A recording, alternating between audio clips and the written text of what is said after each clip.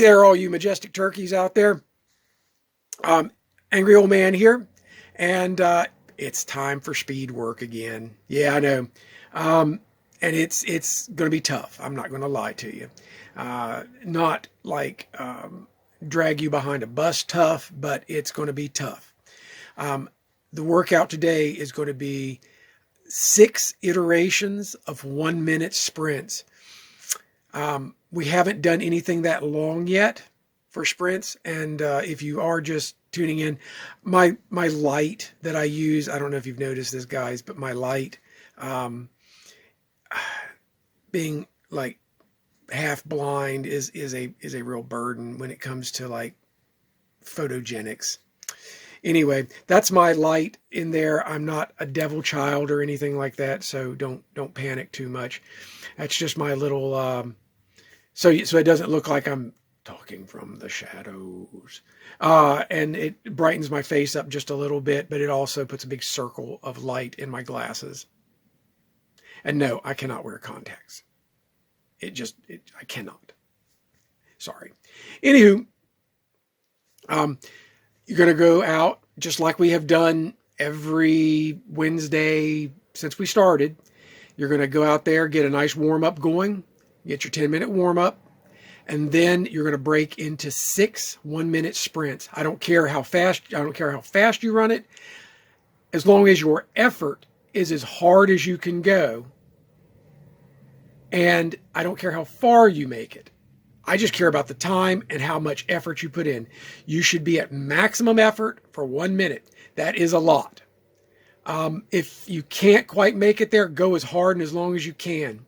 But you're going to do that 6 times, and then you're going to cool down for 10 minutes. You might scratch your head and wonder what all this short work does for you.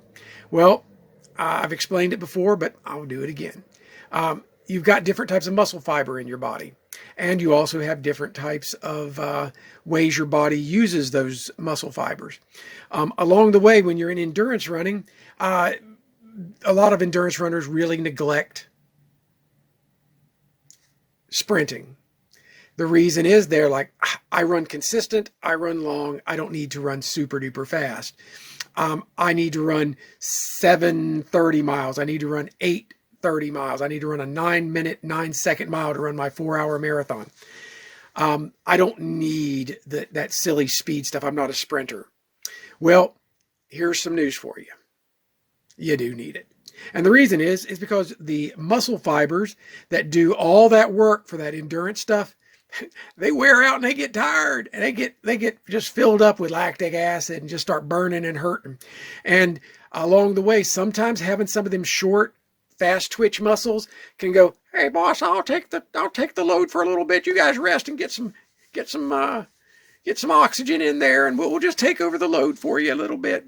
And which may be a very oversimplified explanation of what's going on. But those fast twitch muscle fibers, which are not used as much when you're on the long, slow grind, can come in and fill in the open spaces when some of the other muscle fibers are like, okay, man, we're quitting. We're done. We done. Just shut down. I'm not going to move anymore. I quit. And when they do that, the little short guys will be out there and we'll pick up the load. We'll pick up the load. If you just give it, we'll just hold it for a little bit so you can get some air, have a little drink, have a rest, watch a YouTube video. We'll be back. We'll hold it till you can get done. Now they can't do it forever. In fact, they don't have a lot of stamina. But by training yourself to sprint very hard, the longer you can sprint very hard, guess what?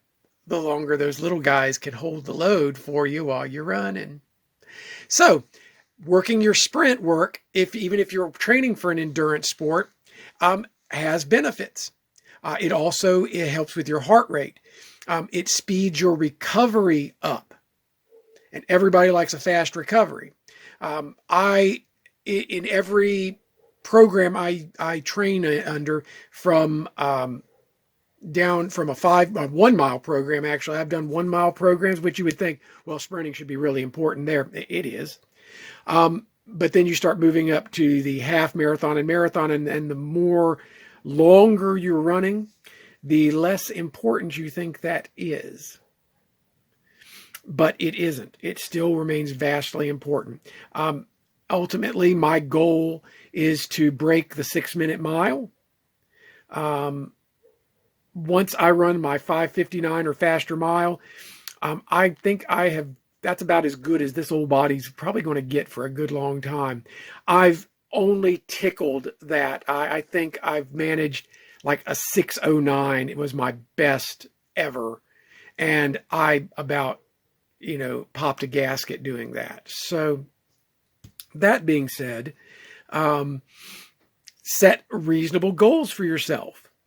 Don't set the goals so high that they're unachievable, but don't set them so low that you're not going to have to work to get to your goal.